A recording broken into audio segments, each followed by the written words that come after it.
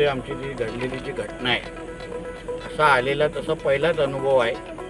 ज्या पद्धतीने तसा आमच्या देवगडमध्ये असंख्य पर्यटक येतात, चांगलेही पर्यटक येतात, ज्याच्यामुळे आमच्या इथे व्यवसायांनी व्यापार वाढतो. पण असे काही घटनांमुळे चांगल्या विचाराने आलेल्या पर्यटकांच्या ची प्रतिमा खराब होते किंवा त्यांच्याबद्दल चुकीचा संदेश बाहेर जातो.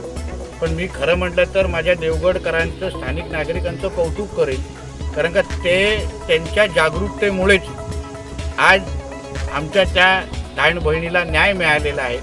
कारण का देवगडकरांनी एकजूट काय असते त्याचं उत्तम उदाहरण त्या दिवशी दाखवून दिलेलं आहे. मोठ्या प्रमाणामध्ये माझ्या देवगडचे शहरातले नागरिक जमले, एकत्र आले आणि एकजुटीचा संदेश दिला.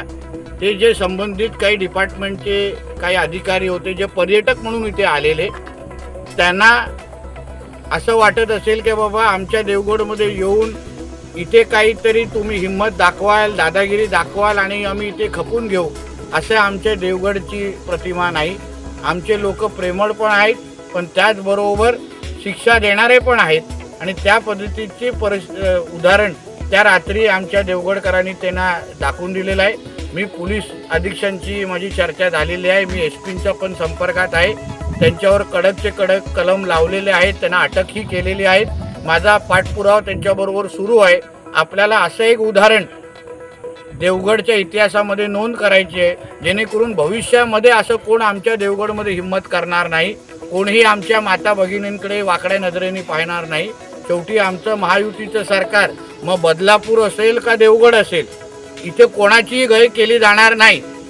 शिक्षा इथे भेटणारच, एवढं लक्षात तुम्ही ठेवलं, एवढं लक्षात इथे वाकड्या नजरेने पाहणाऱ्या लोकांनी लक्षात ठेवलं पाहिजे. आणि संपूर्ण केसवर आमच्या बारकाईने लक्ष आहे. त्या संबंधित लोकांना योग्य पद्धतीने शिक्षा होईल, कठोर शिक्षा होईल, शासन होईल, एवढी काळजी आम्ही सगळेजण घेऊ. साहेब, या ठिकाणी आता अधिकारी वर्गाचं आणि कर्मचारी वर्ग देखील कमी आहेत. या अनुषंगाने आपले प्रयत्न काय? त्या संबंधित आमच्या पोलीस प्रमुखांनी माझ्याशी चर्चा केलेली आहे. त्यांना लागणारी जी ऑफिसरची टीम आहे त्या संबंधित तेही SPच्या संपर्कात आहे. मीही स्वतः SPशी बोलीन, IGशी बोलीन. शेवटी त्यांना अगर तुम्ही टीम दिली नाही तर ते इथे काम पण व्यवस्थित करू शकणार नाही, आपल्याला परिस्थिती इथे चांगली निर्माण करून देऊ शकणार नाही. म्हणून जी काही मदत त्या लोकांना पाहिजे, येणारा आता नवरात्रीचा काळ आहे, तिथे मोठ्या प्रमाणामध्ये आमच्या देवगडमध्ये नवरात्री साजरी होते. तिथेही कुठल्याही अशा पद्धतीचा अनुचित प्रकार घडता कामा नये, यासाठी काही सूचना मी आमच्या पोलीस प्रमुखांना केलेल्या आहेत. त्याची त्यांनी दखल घेतलेली आहे. ह्या भागामध्ये जास्तीत जास्त पेट्रोलिंग पोलिसांच्या माध्यमातून होईल, जेणेकरून इथे कोण मस्ती करण्यासाठी लोक येतील तर त्यांनाही कळेल की आजूबाजूचा पोलिसांचं त्यांच्यावर बारीक लक्ष आहे. CCTVचं जाळं तेही आम्ही इथे अजून सक्षम करू, अशा पद्धतीची चर्चा माझी पोलीस अधीक्षकांवर झालेली आहे. आमच्या देवगडमध्ये अशी एवढे काय घाबरून राहण्याची परिस्थिती नाही. आमच्या इथे संस्कार पाळणारे सगळे मुलं मुली आहेत, विद्यार्थी आहेत. सगळ्या गोष्टी आपल्या त्यांचे आईवडील त्यांना चांगले संस्कार देतात.